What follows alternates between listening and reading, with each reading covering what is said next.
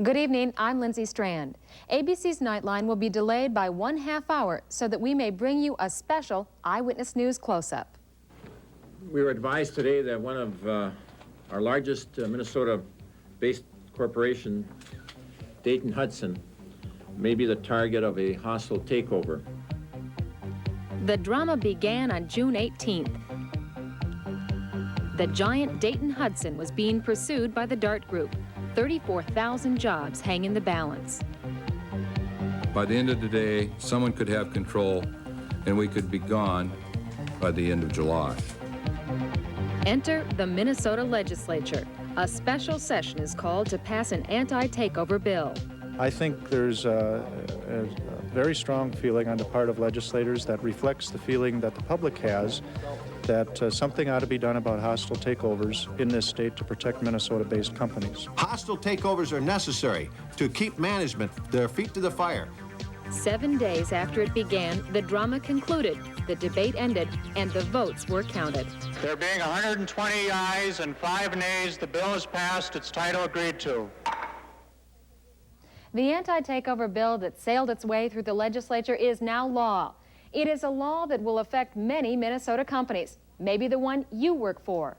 In the end, Dayton Hudson got what it wanted, but there are a number of people who say that the law may have negative consequences for other businesses. Tonight, we will be taking a close-up look at just who benefits from this law and who might be the losers. First, Catherine Smith gives us a little insight into the world of corporate takeovers, beginning with a Minnetonka company which found itself in the grips of a corporate raider. It's a healthy company now, but 3 years ago, SciComm Data in Minnetonka was fighting for its life.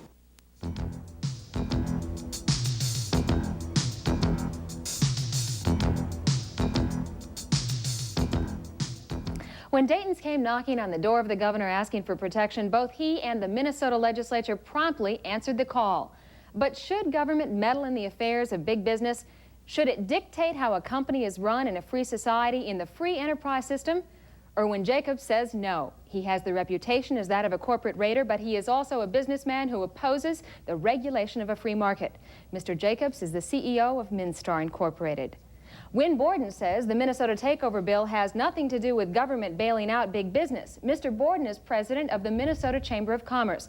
We asked executives of Dayton Hudson to join our discussion tonight, but they refused, as did the executives of many other major corporations in the Twin City areas that had supported this bill. Erwin Jacobs, let me ask you first of all, you said in a letter to the editor that because of this law having passed, Dayton Hudson has now become a minion of state government. What did you mean? Well, they had made the decision that they wished that our government, our local government, state, take over their destiny, disenfranchising the shareholders, taking away the free enterprise system from allowing the people that own their company with which to make the decision of their future. What should they have done, in your opinion? They could have stood so tall and looked like absolute heroes. There's no question in my mind they could have beaten the Half family. Absolutely none. How? Well, I'll give you one example very quickly. If the Halfs, and there's no confirmation of this even to this day, but if the Halfs in fact were the people that were the threat to Dayton Hudson, the transaction would have been a minimum of $6.5 to $7 billion. It's clear to know that the Halfs don't have $6.5 to $7 billion. The only way possible that they could have done the transaction was through so-called junk bonds.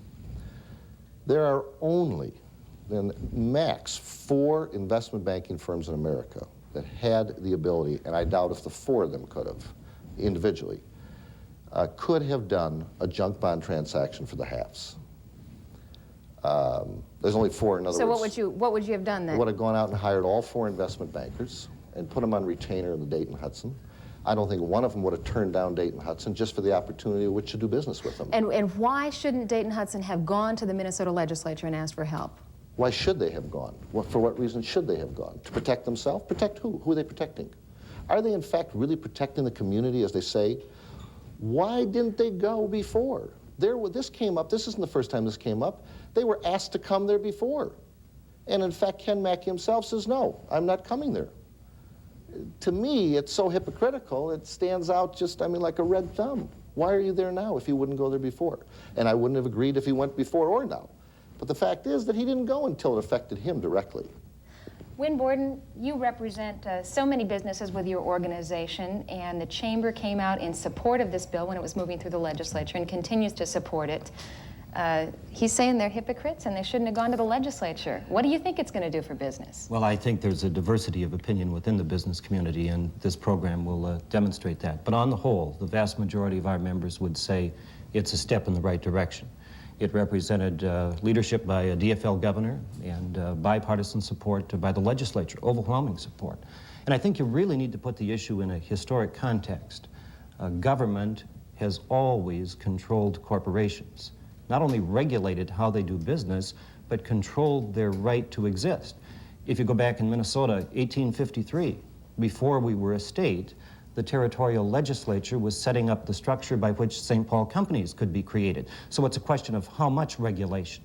And I think this one was appropriate. And isn't that the issue here? I mean, don't we find ourselves, I cover the legislature, I hear business saying repeatedly, we don't want you to interfere, we want you to leave us alone when it comes to like a plant closing bill to protect employees. Leave us alone. And hear businesses saying, help us, protect us. I think how can you go back to the legislature then and oppose those bills? Here's what the years? legislature said, that directors should have more authority in controlling the destiny of their own company.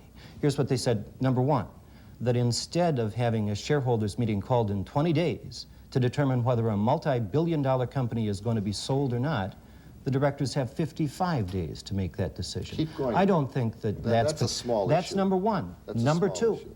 Number two, that directors can look not only at the shareholders' short-term interests, but the interests of suppliers, the interests of consumers, the interests of employees, and the interests of the community in which they operate. That's important. what they should be looking at? Well, Who's number one, the shareholders? Well, I'll tell you what I'd find interesting if Wynn found that he had a boss one day that said to him, I don't like what you're doing. And you work for me, I own you. I own your company. He said, wait a minute. You don't have the right to tell me what to do. The government tells me what to do. You just own us, but that's all you do.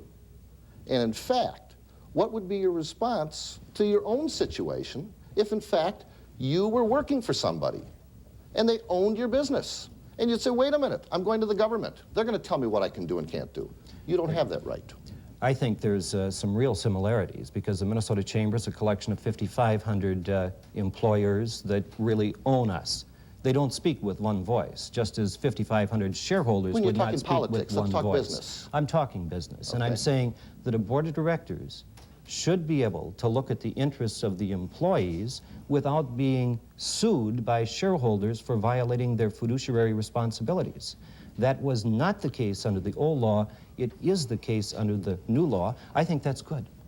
Well, obviously we have a difference of opinion, but you know, what I find interesting is where does the rights of the shareholder come in? Do you think this protects the shareholders, what you did in the state? I think it does because first, they get their special meeting if they want it, 55 days at a maximum. But, okay. Secondly, they have to approve under the provisions of this law corporate operating under this law by 1989. There's a window there, but shareholders have to approve in the final analysis. Let me just ask you this very quickly, okay? Should shareholders be the number one priority of a business, yes or no? Absolutely, but they shouldn't be the only priority. Erwin, Shareholders- number one priority? Well, positively they are. Number one priority, okay. Absolutely they are. One of the several disagreements that these two gentlemen have, and when we return, we will be joined by two men who you would expect to be in favor of this bill, but instead seem to have some serious reservations about it. Eyewitness News Close-Up will be back in just a minute.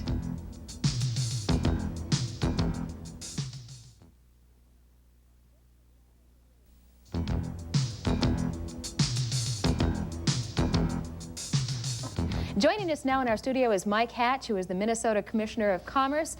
Mr. Hatch helped design this bill, and it is also his job to implement it, yet he says that he does not like it, at least not completely. And joining us in our newsroom is Mike Goldner. Mr. Goldner is Manager of Corporate Finance with Piper Jaffray and Hopwood, and he advises clients how to defend themselves against corporate takeovers. Mr. Goldner, let me ask you first of all, can we tell at this point, has this law succeeded? Is the threat of a takeover of Dayton Hudson, if it existed, over? We don't know about Dayton Hudson, but I think it would be very much premature to suggest that this law has succeeded because we don't know a lot about what the law is going to do. What do you like and what don't you like about this bill? I understand there are more things you don't like. What are the most important things you object to? Principally, Lindsay, I guess we object to the fact that we ran off to the legislature to do something that, first of all, in substantial part, the shareholders could have done for themselves if there had been more time. I'm very sympathetic to Dayton Hudson's position. This is a great example of hard cases making bad law. Dayton Hudson is a great corporate citizen, but the fact of the matter is that we've run on, slapped a Band-Aid to fix this, a Band-Aid admittedly used in some other states, and we just don't know the impact of it. One of the impacts may be to, in fact, make it easier to put companies in play, not harder. Mike Hatch, you worked inside the administration on this bill. You helped to draft it. You put in some provisions that you thought were important. You saw it go through that legislature with lightning speed, and yet we hear these reservations and concerns being expressed, not just here, but even by some lawmakers who say, this may not have been one of my best votes. Why did it go through so fast? Well, number one, it was a classic case of provincialism. This is certainly Dayton Hudson is a good corporate citizen in Minnesota, and I can't think of any company, perhaps other than the Vikings or the Twins or something like that, that probably identifies with Minnesota. The rationale as a legislature would meet on something like that, so did they meet in Dayton Hudson. Is it good or right? Who knows? The point of it is it happens. You saw the news media, commentators, neither Mr. Goldner nor Mr. Jacobs were testifying at the legislature, certainly Nobody able to was do there so. to oppose it. Nobody opposed it. It was kangaroo court, I told you that. It was not a kangaroo court. I was Erwin, there. why weren't you there to oppose it? It was over with before it started. Mike, now look. You and I are not going to agree on this, but it's very easy for you to check it out. You have more sources than I do. Clearly, it was done before it started. Let me go back to something you said earlier, Erwin. You said shareholders absolutely should be #1 priority.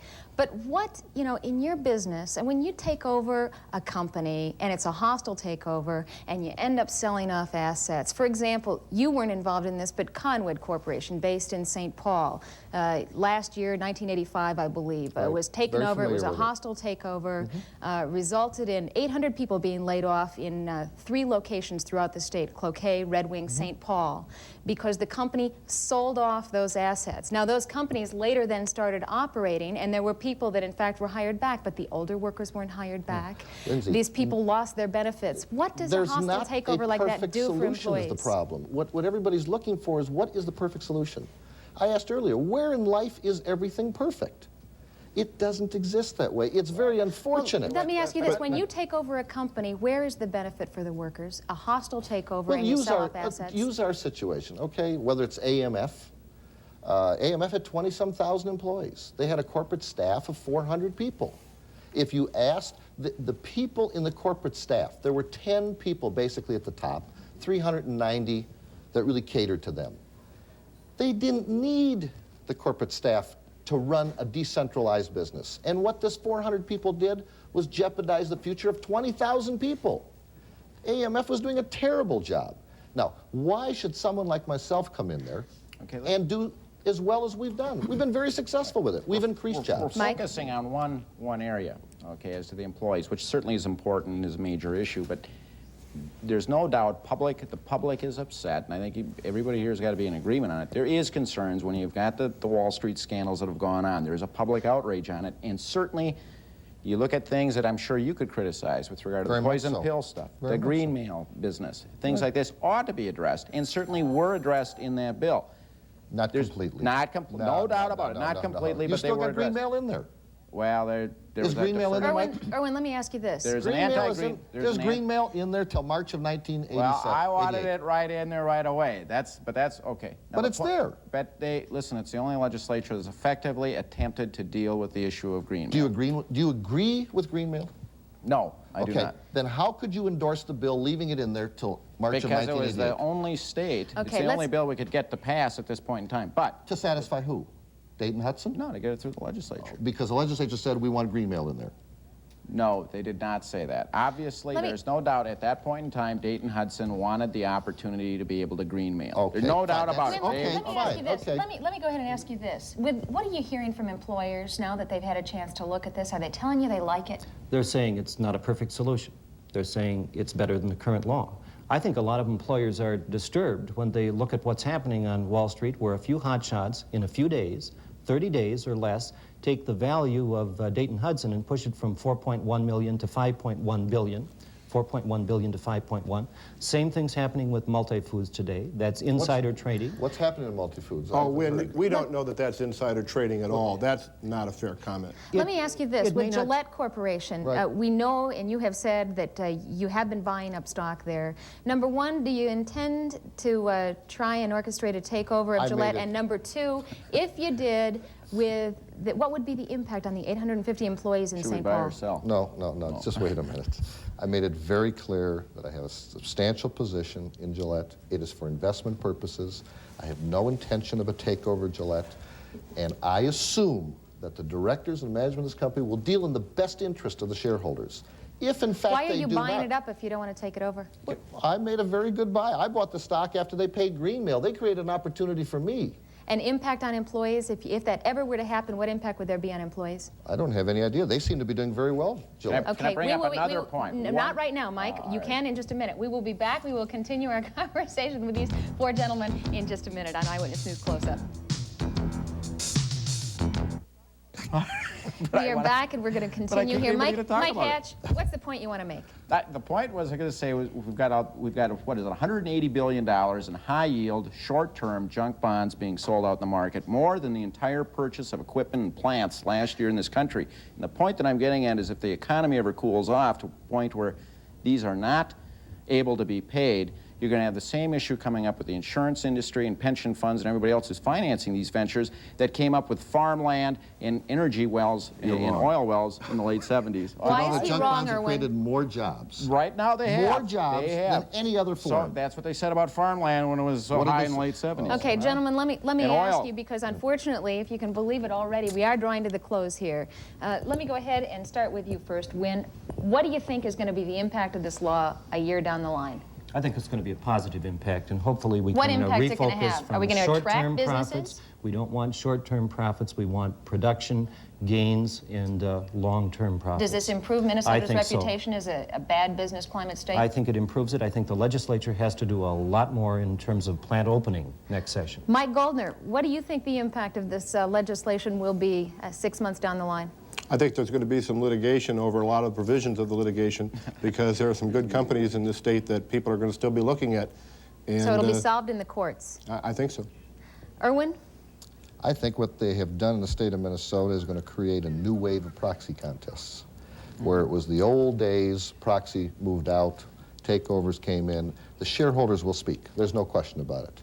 And what you're going to see are these states, such as Minnesota, that have been very protective to the management. It will be interesting to see what's going to take place when a hostile group of shareholders come in against management and tell the state, see you later, you disenfranchised us, we'll move our business to a state that we think we'd like to go to. And yet some businesses, in fact, Control Data is thinking about now incorporating in Minnesota as a result of this law instead of in Delaware, where it is currently located. Mike Hatch, let me ask you, what impact do you think this will have? Well, I think there's going to be a congressional preemption of the whole issue. All the With the states federal right now, after legislation. the Supreme Court decision, all of the states are going different directions. There is a need for uniformity, and I suspect you'll see Congress supply that. Lindsay, if I might, it's interesting. Delaware has, after studying this for 8 weeks, chosen not to adopt any similar legislation, knowing that a lot of states are going to run away from them. I think it's very interesting. Well, they Gentlemen. did that in part because they wanted to protect all those poison pills they got laced through those charters. That's what Marty Lipton said. Well, that's... Gentlemen, thank you all very much for participating tonight. Once again, we regret tonight that we did not have someone from Dayton Hudson. They chose not to participate, not to come on to this show tonight. But we thank all of you for watching as well on this Eyewitness News Close-Up. And Nightline will be following immediately after this broadcast. Good night.